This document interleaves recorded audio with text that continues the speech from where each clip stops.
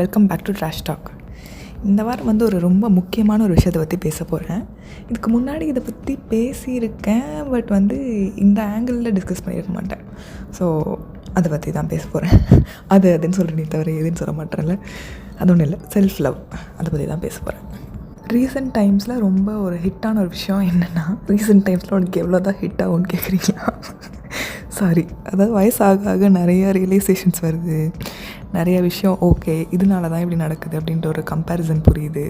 அதனால தான் கண்டினியூஸ் கருத்து எபிசோடாக வந்துட்டுருக்கு. கொஞ்ச நாளாக ஹிட் ஆகுது அப்படின்னு நான் சொல்லும் போதே எனக்கு ரியலைஸ் ஆகுது, இதே மாதிரி இதுக்கு முன்னாடி எங்கே பேசியிருக்கோமே அப்படின்னு சொல்லிட்டு மன்னிச்சிக்கோங்க. பட் கண்டென்ட் கொஞ்சம் வேறு மாதிரி தான் இருக்கும். ஓகே, சேம் கண்டென்ட் கிடையாது. So bear with me. You can love others only if you love your self. இது ஒரு ரொம்ப சிம்பிளான ஒரு விஷயந்தான், ஆனால் கொஞ்சம் டீப்பான ஒரு விஷயம்.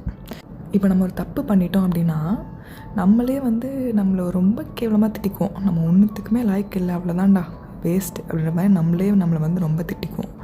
பட் அதே சமயத்தில் நம்ம ஃப்ரெண்டோ இல்லை நமக்கு தெரிஞ்ச வேறு யாராச்சும் அதே தப்பு பண்ணியிருந்தாங்கன்னா நம்ம அவங்கக்கிட்ட அவ்வளோ ஹார்ஷாக இருக்க மாட்டோம். பட் நம்மக்கிட்ட ரொம்ப ஹார்ஷாக இருப்போம். ஃபஸ்ட்டு நம்மளோட வேல்யூ நம்மளோட அச்சீவ்மெண்ட்னாலேயோ இல்லை நம்மளோட மிஸ்டேக்ஸ்னாலேயோ அசைன் பண்ணப்படுற ஒரு விஷயம் இல்லை.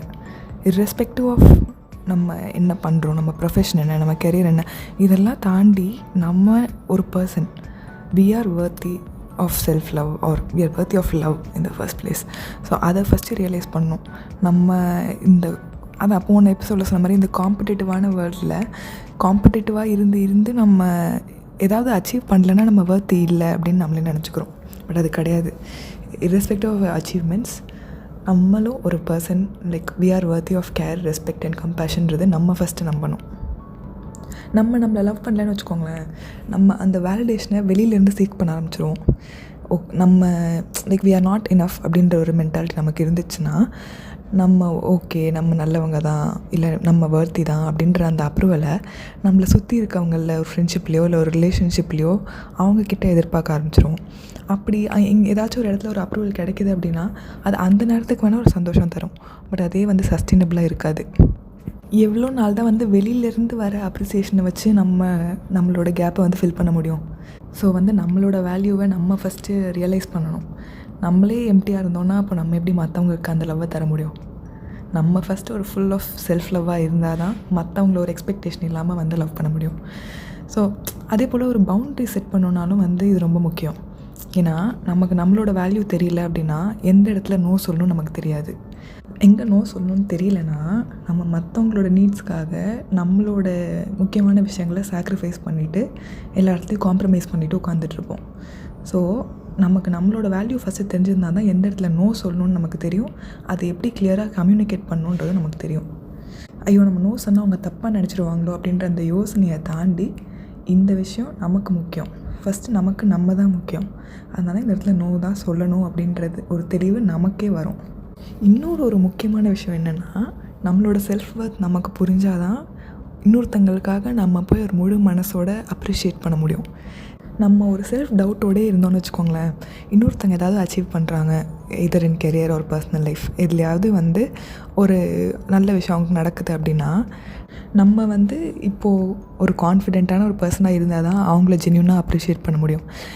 நம்மளே ஹேட் பண்ணுற ஒரு இன்ஃபீரியாரிட்டி காம்ப்ளெக்ஸ் இருக்கிற ஒரு செல்ஃப் டவுட் இருக்கிற ஒரு ஆளாக இருந்தோம் அப்படின்னா நமக்கு ஒன்றும் நடக்க மாட்டேங்குது, இவனுக்கு மட்டும் இதெல்லாம் நடக்குது அப்படின்னு சொல்லி அந்த மாதிரி ஒரு மைண்ட் செட்டில் தான் நம்ம அதை பார்க்க முடியுமே தவிர நம்மளால் ஒரு முழு மனசோட இன்னொருத்தங்களோட சந்தோஷத்தை பார்த்து சந்தோஷப்பட முடியாது.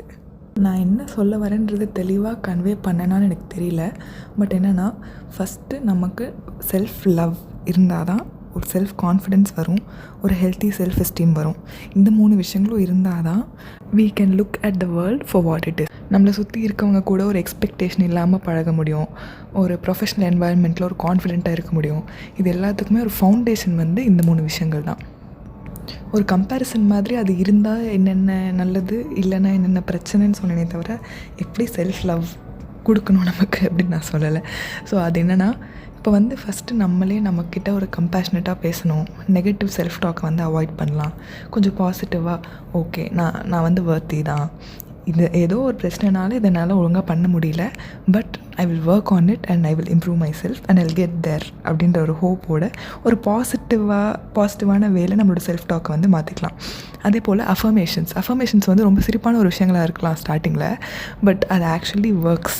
So every night or every morning ஒரு சில சென்டென்சஸ் அஃபர்மேஷன் எக்ஸாம்பிள்ஸ்னு சர்ச் பண்ணி பார்த்தீங்கன்னா வரும். ஸோ உங்களோட லைஃப் ஸ்டைலுக்கு ஏற்ற மாதிரி உங்களுக்கு என்ன கோல்ஸ் இருக்கோ அதுக்கேற்ற மாதிரி அஃபர்மேஷன்ஸ் வந்து நீங்கள் சூஸ் பண்ணிக்கலாம்.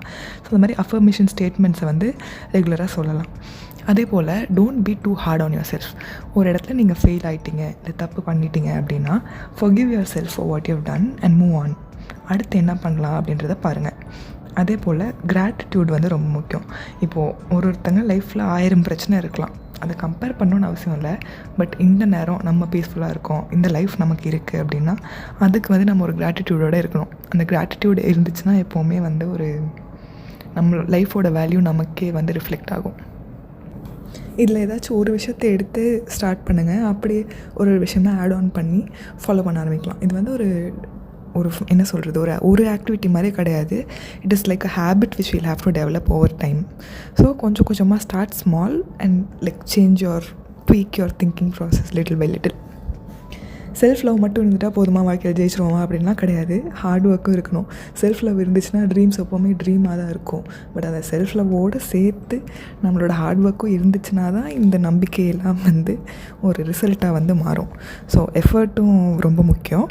ஸோ செல்ஃப் லவ்வோட எஃபர்ட் போடலாம். Instead of being too hard on our self, ஒரு பாசிட்டிவ் வேல அந்த எஃபர்ட்டை போட்டோன்னா சீக்கிரமாகவே நம்மளோட கோல்ஸ் வந்து நம்ம ரீச் பண்ணிடலாம். அவ்வளோதான் சொல்ல வரேன். ரொம்ப குழப்பிட்டேனான்னு எனக்கு தெரியல, இல்லை ரொம்ப மேலாப்பில் சொன்னேனான்னு எனக்கு தெரியல. நான் சொல்ல வந்தது உங்களுக்கு புரிஞ்சிச்சான்ற ஃபீட்பேக் வந்து எனக்கு கொடுங்க. அடுத்த எபிசோடில் வேறு ஒரு கண்டென்ட்டோடு பார்க்கலாம். டாட்டா, பாய் பாய்.